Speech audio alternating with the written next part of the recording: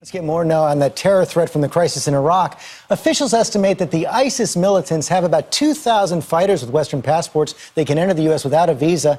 And in my exclusive interview with President Obama, he conceded that the threat they pose is growing.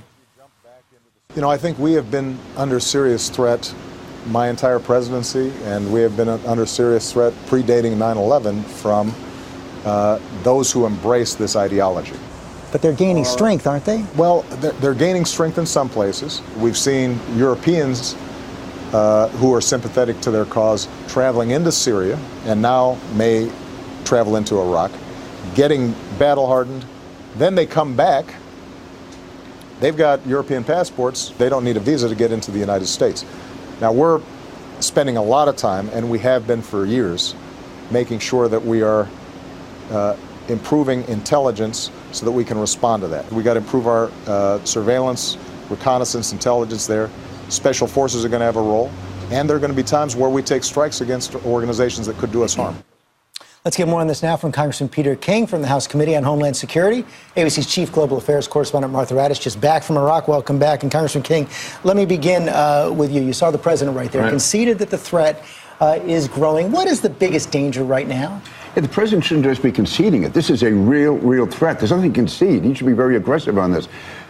Syria is our biggest threat right now because not only are there thousands of Europeans who have visas to enter the United States going to Syria, there's also at least 100 plus Americans who are over there in Syria right now. So any of these people can go back to the United States and they can carry out the type of attack that they're being trained in Syria. And the terrorists in Syria are extremely sophisticated, very advanced, and so thousands of people can go back to Europe and come here to have over 100 Americans who could come back here. All we have to do is miss one or two of them, and we could have a very lethal attack here in the U.S. And we saw that American a couple of weeks back carry off a suicide bombing in Syria. Right. Pierre also talked about U.S. officials considering asking overseas airports to enhance security. What's going on with that? I can't go into all the details, but that is very important to do because a number of airports do not have the type of security they should have. But basically, we're saying anyone that will be having someone who can fly to the U.S., they have to increase their security. We're going to be pushing it. Again, I can't go into all the details, but overseas airport security is a real concern we've had in the U.S. So it is something we're keeping a real eye on right now. Yes, we are, and we shouldn't be denying it. We shouldn't be just conceding it. We should be very aggressive so the American people know how real this threat is. And Martha, so much support now coming in for the Iraqi military. The Iranians are helping them. The Syrians are also launching airstrikes. We saw this morning Russian fighters going in as well. And of course, Russian fighter jets, yeah. Russian fighter jets going in. And of course, we know those U.S. advisors are now on the ground. What difference are they making? Well, I think, first of all, they have to assess what's going on. I think a bigger help right now is the intelligence, is the drones that are flying, or is the surveillance aircraft that's flying, because they're giving the Iraqis a sense of where things are happening in Tikrit, where the Iraqi military is trying to move in and root out ISIS and has had some success, although this morning it's really back and forth who's in control of that city now.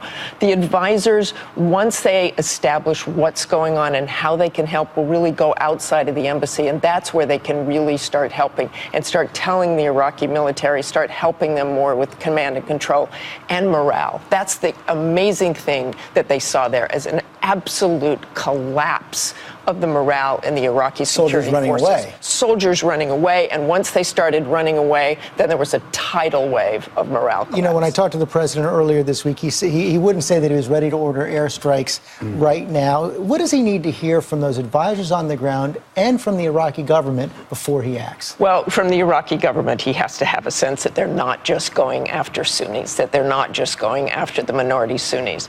And the other thing they have to hear is that the Iraqis are being careful, that they too are not ordering airstrikes just on their enemies. I think there's a series now of things that have to happen before the United States is involved in airstrikes, and I don't think they're quite close to that. Obviously, if the Americans were threatened, if the embassy were threatened and they could do something about it, they would probably take action. Or if there was a very easy target, perhaps out in the desert, they would take action. But any kind of massive airstrikes, I just don't think you're going to see it. Yeah, I think the U.S. is concerned about the embassy, about the airport, and so I think the U.S. will take whatever security measures are necessary, even if additional ones are necessary, to protect the Americans who are there, to protect our assets that are there. And I think the president, on that, he can count on support, I believe, certainly from Republicans in Congress, to do whatever is necessary to protect Americans. Does the president have all the authority he needs from Congress right now to act?